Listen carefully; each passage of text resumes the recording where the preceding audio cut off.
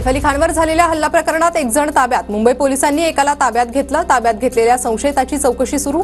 वरिष्ठ पोलीस निरीक्षक वांद्रे पोलीस ठाण्यात दाखल. सैफवर केलेल्या हल्ल्यानंतर आरोपी वांद्रे रेल्वे स्थानकातील सीसीटीव्हीत कैद झाला होता. तर संशयित आरोपी कोण, पोलिसांकडून अद्याप अधिकृत माहिती नाही. सैफवर हल्ला करणाऱ्या आरोपीकडून शाहरुखच्या घराची ही रेकी. 14 जानेवारीला पोलिसांनी मन्नत बंगल्यावर जाऊन तपास केला होता. सूत्रांची माहिती. पोलिसांनी सैफच्या शरीरातून हेक्साब्लेडचा काढण्यात आलेला तुकडा ताब्यात घेतला. डॉक्टरांनी शस्त्रक्रिया करून हेक्साब्लेडचा तुकडा बाहेर काढला. 3 महिला नोकर, 1 पुरुष नोकरासह करीनानंही हल्लेखोराचा सामना केला. सूत्रांची माहिती. तर सैफला रुग्णालयात नेत असतानाच हल्लेखोर पळ काढण्यात यशस्वी झाला होता, अशी ही माहिती. अभिनेत्री करीना कपूरचा जबाब नोंदवला जाण्याची शक्यता. घटनेबाबत अधिक माहिती घेण्यासाठी जबाब नोंदवला जाणार. सूत्रांची माहिती.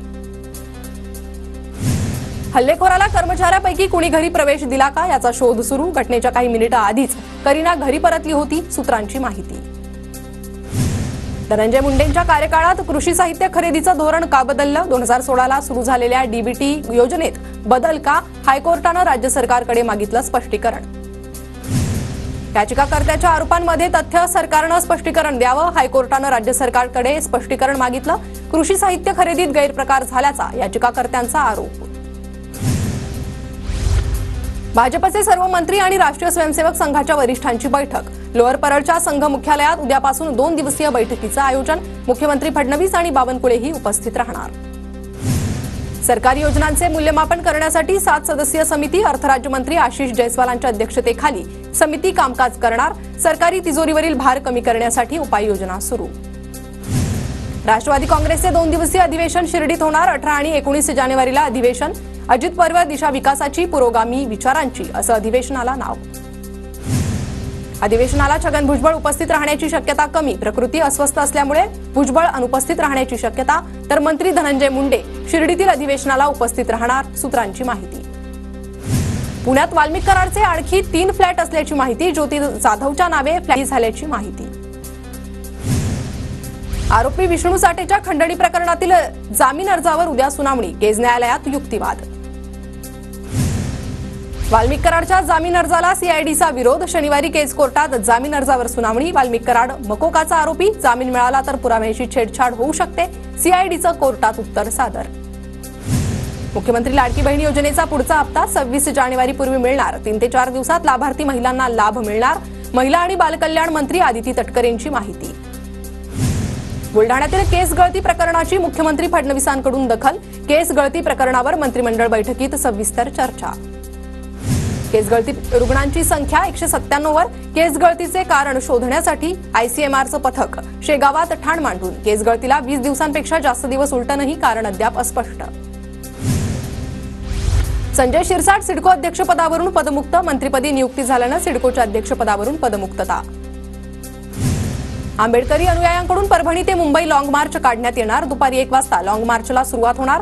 सोमनाथ सूर्यवंशी, विजय वाकोडेंच्या कुटुंबियांचं 32 दिवसांपासून आंदोलन सुरूच. छत्रपती संभाजीनगरमधील आदिल 202 कोटींच्या घोटाळा प्रकरण. इम्तियाज जलीलांच्या नेतृत्वात जिल्हाधिकारी कार्यालयासमोर आमरण उपोषण. सिंहस्थ कुंभमेळा आराखड्याचं आज मंत्रालयात सादरीकरण होणार. आराखड्यासाठी काही महिन्यांपासून बैठका सुरू. आगामी सिंहस्थ कुंभमेळ्यासाठी शासनाच्या विविध विभागांकडून आराखडे तयार.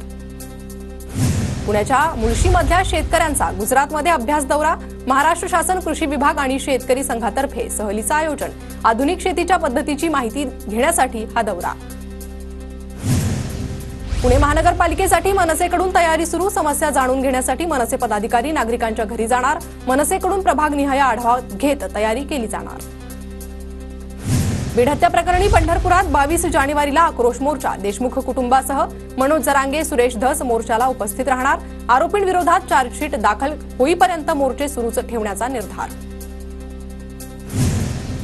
सिडकोच्या नैनामधील अकाउंट विभागातील व्हिडिओ व्हायरल. कामाऐवजी कर्मचाऱ्यांमध्ये गाण्यांची मैफिल सुरू.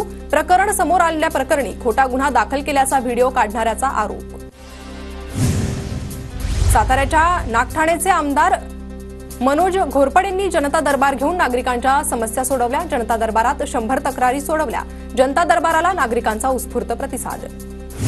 राज्य सरकारनं शेतकऱ्यांची फसवणूक केली. खासदार अमर काळेंचा आरोप. तर शेतकऱ्यांना दिलेली आश्वासनं पूर्ण केली नाही. आश्वासन पूर्ण केली नाही तर रस्त्यावरची लढाई लढू, काळेंचा इशारा. सांगलीच्या विटामध्ये जुन्या वादातून युवकाची हत्या. 3 संशयित पोलिसांच्या ताब्यात. या प्रकरणी पोलिसांकडून अधिकचा तपास सुरू.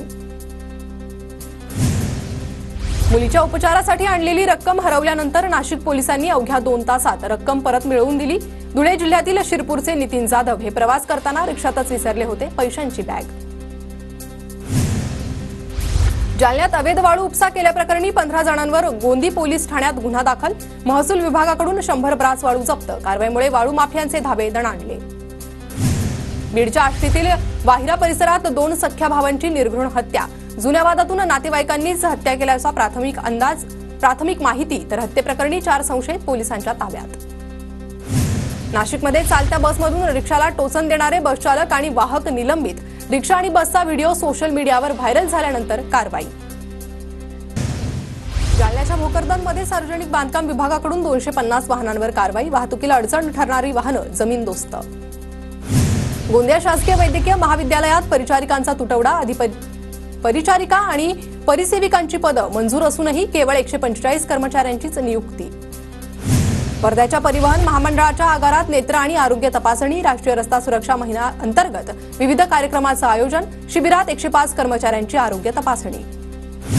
रत्नागिरी उपप्रादेशिक परिवहन मंडळाकडून हेल्मेट जनजागृती रॅली. दुचाकीस्वारांनी हेल्मेटचा वापर करण्याचं परिवहन मंडळाकडून आवाहन. बुलढाणा जिल्ह्यातील चिखलीच्या शेलसूरमध्ये 2 दिवसीय फिरते विज्ञान प्रदर्शनाक्षिक श्री शिवाजी हायस्कूल आणि श्री व्ही रामन इन्स्टिट्यूट नागपूर यांच्या सहकार्यानं आयोजित प्रदर्शनात शेकडो विद्यार्थ्यांनी लाभ घेतला. हिंगोली जिल्हा परिषद कार्यालयातील लिफ्ट अनेक वर्षांपासून बंद. लिफ्ट बंद असल्यामुळे दिव्यांगांचे हाल. बंद असलेली लिफ्ट चालू करण्याची दिव्यांगांसह वयोवृद्धांची मागणी. जळगाव जिल्ह्यात कापूस उत्पादन क्षमता घटल्यानं निर्यातीवर परिणाम. कापसाची आवक घटल्यानं जिनिंग उद्योग संकटात. वाशिम जिल्ह्यात नैसर्गिक आपत्तीमुळे तुरीचं उत्पादन घटलं. एकरी 2 ते 3 क्विंटलपर्यंतच उत्पन्न. धुकं ढगाळ वातावरण आणि अळीचा प्रादुर्भावामुळे फटका. हिंगोली जिल्ह्यात ढगाळ वातावरणामुळे करडई पिकावर बुरशीजन्य रोगाचा प्रादुर्भाव. रोगामुळे करडई उत्पादनाला फटका बसण्याची शक्यता. करडई उत्पादक शेतकरी चिंतेत. चंद्रपूर जिल्ह्यातील देलनवाडीत शंकरपटात बैलजोडी शर्यत उत्साहाचा नगारा वाजला. 100 वर्षांची परंपरा असलेल्या सिंदेवाही तालुक्यातील देलनवाडीत शंकरपटाची धूम. छत्रपती संभाजीनगरच्या मालुंजा गावाजवळील झाडावर बिबट्या चढला. बिबट्याला बघण्यासाठी नागरिकांची मोठी गर्दी. बिबट्याचा वावर आढळल्यानं नागरिकांमध्ये भीतीचं वातावरण. नागपूरच्या उमरेड करहांडला अभयारण्यात वाघिणीचा रस्ता अडवल्याप्रकरणी नागपूर खंडपीठानंतर सर्वोच्च न्यायालयाकडून दखल. वन विभागाच्या अधिकाऱ्यांची कानउघडणी. रत्नागिरीतील एका खासगी कार्यालयातील कर्मचाऱ्याकडून मराठी ग्राहकाला अपमानास्पद वागणूक. मनसेच्या दणक्यानंतर परप्रांतीयांचा माफीनामा. नागपुरातील प्रसिद्ध टेकडी गणेश मंदिरात तिळी चतुर्थीचा उत्सव. दर्शनासाठी भाविकांची मोठी गर्दी. दर्शनासाठी 4 लाखपेक्षा जास्त भाविक येण्याची शक्यता. 8वीच्या पुस्तकात छापलेल्या धड्यावरून रत्नागिरीत भंडारी समाज आक्रमक. पतितपावन मंदिराच्या इतिहासावरून भंडारी समाज आक्रमक. चुकीचा इतिहास पुढच्या पिढीला शिकवला जात असल्याचा आरोप. नाशिकमध्ये व्यवसायासाठी कर्ज देण्याच्या मागणीसाठी सुशिक्षित बेरोजगारांचं आंदोलन. योजनेच्या माध्यमातून बँक कर्ज देत नसल्याचा तरुणांचा आरोप. सिंधुदुर्गच्या रांगणा गडावर मद्यपान करणाऱ्या पर्यटकांना शिवप्रेमींनी रोखलं. गडावर पार्ट्या करणाऱ्यांविरोधात ग्रामस्थ आणि शिवप्रेमी सरसावले. दिशा कॉम्प्युटर इन्स्टिट्यूट घेऊन येत आहे कॉम्प्युटर प्रशिक्षणातील सगळ्यात मोठी discount offer. Big discount days. अधिक माहितीसाठी तुमच्या जवळच्या दिशा कॉम्प्युटर इन्स्टिट्यूटच्या शाखेत जाऊन संपर्क करा.